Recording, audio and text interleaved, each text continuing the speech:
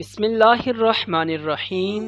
محترم و معزز ناظرین، آج سے ہزاروں سال قبل جزیرہ عرب کے جنوبی علاقوں میں یمن کے گرد و نواح میں ایک شہر آباد تھا جسے سبا کہتے تھے، اور وہاں آباد لوگوں کو قومی سبا کہہ کر پکارا جاتا تھا۔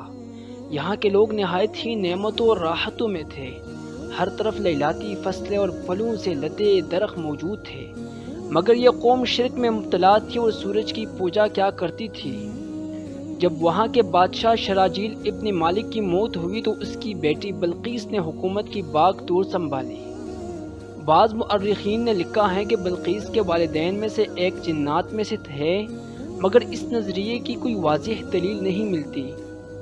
ملکہ بلقیس ایک عورت تھی جس نے یمن پر 9 سال نہایت خوبصورتی سے حکومت کی۔ دنیا کے بیشتر علاقوں میں جو تجارت ہوتی تھی وہ سبائیوں کے ہاتھ میں تھی۔ یہی وجہ تھی کہ یہ قوم نہایت ہی دولت مند تھی، مگر یہ زمانہ تھا جب مشرق سے مغرب تک ایک عظیم موحد بادشاہ کی طاقتور حکومت اور جاہ و جلال کا ڈنکا بجتا تھا، جسے تاریخ میں سلیمان ابن داؤد کے نام سے جانا جاتا ہے۔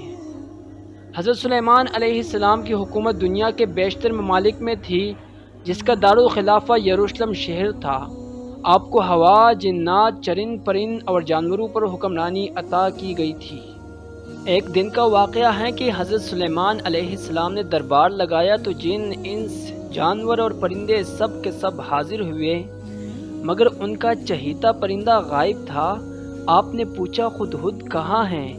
جب نظر نہ آیا تو سلیمان علیہ السلام نے فرمایا، اگر وہ اپنی غیر حاضری کی کوئی مناسب وجہ پیش نہ کر سکا تو اسے ذبح کر دیا جائے گا۔ ابھی یہ گفتگو ہو رہی تھی کہ ہدہد حاضر ہو گیا۔ پوچھا گیا تم کہاں تھے؟ تو ہدہد نے بڑے احترام سے جواب دیا، اے اللہ کے پیغمبر، میں اڑتے اڑتے ایک ایسے ملک پہنچ گیا جہاں لوگ شرک میں مبتلا دیکھے۔ وہ آگ اور سورج کی پوجا کرتے ہیں۔ ان کی ایک رانی ہے جسے وہ بلقیس کے نام سے پکارتے ہیں۔ وہ ایک بہت بڑے تخت پر بیٹھ کر حکومت کرتی ہیں۔ اس کے تخت میں قیمتی ہیرے جواہرات اور اس کے پاس تمام شاہی سامان، آرائش و نمائش کے موجود ہیں۔ حضرت سلیمان علیہ السلام نے کہا، اگر تمہاری بات سچ ہے تو میرا خط اس ملکہ تک پہنچاؤ تاکہ وہ شرک سے باز آ جائے، اور خط پہنچانے کے بعد وہاں بیٹھ جاؤ تاکہ وہ کیا رد عمل اختیار کرتی ہیں، اور پھر آ کر مجھے خبر دینا۔ حضرت سلیمان علیہ السلام نے خط روانہ کیا، جو کچھ یوں تھا، شروع اللہ کے نام سے جو بڑا مہربان اور رحم فرمانے والا ہے۔ یہ عزت والا خط حضرت سلیمان ابن داؤد کی جانب سے ملکی سبا بلقیس کی طرف ہیں۔ جو ہدایت کی پیروی کرے اس کے لیے سلامتی ہے۔ مجھ پر غلبہ کی خواہش نہ کرو، میرے مقابلے میں سرکشی اختیار نہ کرو، بلکہ فرمان بردار اور مطیع ہو کر میرے پاس آ جاؤ۔ یہ دراصل ملکی سبا اور اس کی قوم کی طرف دعوت اسلام تھی۔ خود خط لے جا کر ملکہ بلقیس کی گود میں گرا دیا۔ ملکہ کے دربار میں اس وقت 300 کے قریب سردار بیٹھے تھے۔ انہوں نے جب یہ خط پڑھا تو طیش میں آ گئے اور کہا کہ یہ ہماری توہین ہے، ہمیں اس کا سخت جواب دینا چاہیے۔ مگر ملکہ بہت سمجھدار تھی، اس نے انہیں سمجھایا کہ اس سے پتہ چل رہا ہے کہ یہ کوئی عام شخص نہیں، خدا کا کوئی پیغمبر ہے، لہٰذا ہمیں حکمت سے کام لینا چاہیے۔ اس نے کہا کہ میں حضرت سلیمان علیہ السلام کی طرف ایک تحفہ بیچتی ہوں، اگر انہوں نے قبول کر لیا تو وہ بادشاہ ہیں، میں اس سے جنگ کروں گی، لیکن اگر انہوں نے تحفہ قبول نہیں کیا تو میں اس کی پیروی کروں گی، کیونکہ وہ نبی ہیں۔ خود یہ ساری گفتگو سن رہا تھا۔ اس نے ساری بات سلیمان علیہ السلام کو سنا دی۔ حضرت سلیمان علیہ السلام نے جنات کو حکم دیا کہ شہر میں داخل ہونے والے راستے پر سونے چاندی کی اینٹوں کا فرش بچھا دیا جائے، وزراء کی تمام کرسیوں کو سونے کا کر دیا جائے، دربار کو ہیرے جواہرات سے مزین کیا جائے۔ ادھر بلقیس نے حضرت سلیمان علیہ السلام کے لیے تحائف روانہ کیے، جن میں سونے کی اینٹیں، جواہرات، غلام اور ملکہ کا ایک خط بھی تھا۔ جب یہ تمام تحائف لے کر قاصد حضرت سلیمان علیہ السلام کے دربار میں پہنچے اور انہوں نے جب یہ سب دیکھا تو شرمندہ ہوئے۔